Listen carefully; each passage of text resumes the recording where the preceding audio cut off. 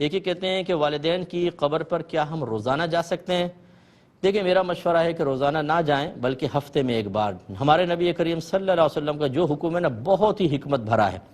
وجہ اس کی یہ ہے کہ اگر آپ روزانہ جانا شروع کریں گے، جس ٹائم آپ جاتے ہیں والدین کے ارواح آپ کی توجہ کریں گی، منتظر ہوں گی ابھی ہمارا بیٹا آئے گا۔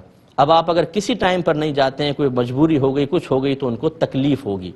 لیکن ایک دن انتظار کریں گے آپ نہیں آئے، بہت انتظار کی تکلیف بہت زیادہ ہوتی ہے، تو مردہ بھی انتظار میں رہتا ہے۔ اسی طریقے سے پھر تو خلاصہ کلام یہ ہے کہ آپ گھر سے فاتحہ وغیرہ پڑھیں، اپنے آپ کو روک کے رکھیں، جمعے کو جائیں، جو ہفتے میں ایک بار جائیں تو انشاءاللہ بہت اچھا ہوگا۔ گھر والے بھی انتظار کرتے ہیں، بلکہ اگر آپ عمومی طور پہ ایصال ثواب کرتے ہیں تو یہ روایات میں موجود ہے کہ مردے سب جمع ہو کر اس کو مبارکباد دیتے ہیں کہ بھئی مبارک ہو تمہارا بیٹا آ گیا، پھر وہ سب کو ایصال ثواب کرتا ہے، سارے کے سارے خوش ہوتے ہیں۔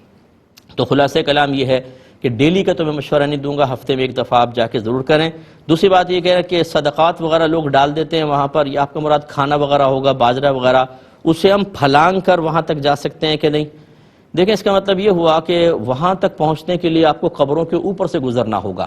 اگر ایسا ہے تو پھر آپ وہاں آگے جانا آپ کے لیے شرعاً جائز نہیں۔ اگر صاف راستہ بنا ہوا ہے تو جا سکتے ہیں، لیکن اگر قبروں کو پھلانگنا پڑے گا تو بہت بہتر ہے کہ آپ اندر چلے جائیں رستے تک اور دور سے ہی فاتحہ پڑھیں۔ آپ یاد رکھیے کہ روح کے لیے قریب اور دور، قریب اور بعید سب برابر ہو جاتا ہے۔ یہ آپ اگر یہاں سے بھی کریں والدین آپ کا سمجھ جائیں گے، تو اس لیے قبروں کے اوپر چڑھنا منع ہوگا، پھر انتظار کیجئے۔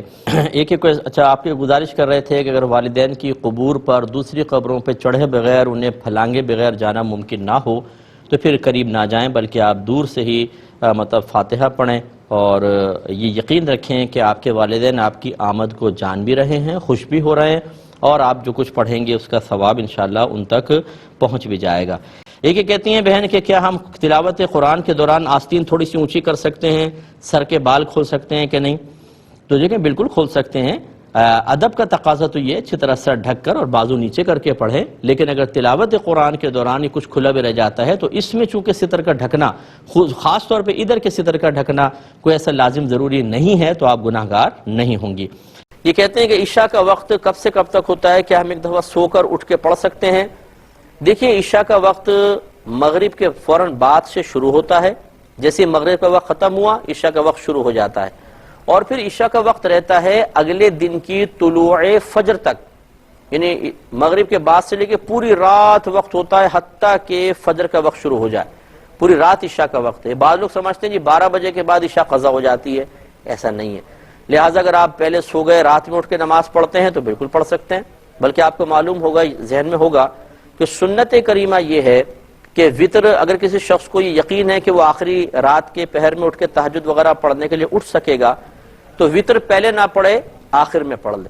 تو اس لیے جب وطر بھی تو عشاء کا حصہ ہے، وہ آخر میں پڑھنے کی تلقین ہے، تو اس کا مطلب وقت ہے تبھی تو آخر میں پڑھنے کی تلقین ہے، بلکہ سنت ہے، تو اس لیے عشاء کے وقت پوری رات ہے، اگر سو بھی گئے ہیں تو رات کو اٹھ کر آپ پڑھ سکتے ہیں۔